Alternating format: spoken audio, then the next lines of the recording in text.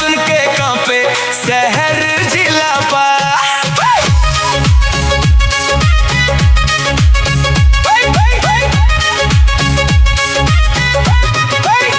हमरा चलल बा हुकूमत इलाका में, नामे लिखल बा दुश्मन के पन्ना में।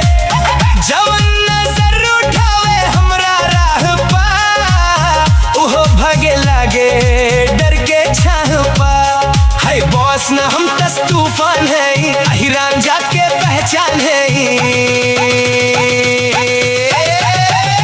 हाय अहिरान टांग ले हम राइफल पा, जब चली तस्का पे पूरा महफिल पा।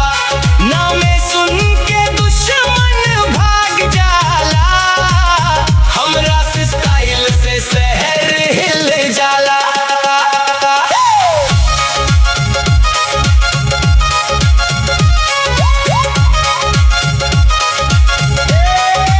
रात हो के चाहे दिन के उजाला, हमरा नाम से चले हल्ला गाला।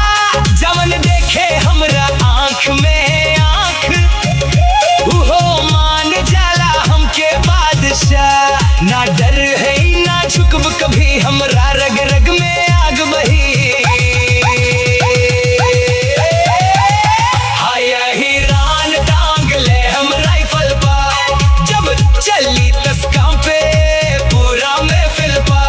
नामे सुन के दुश्मन भाग जाला, हमरा से स्टाइल से शहर हिल जाला।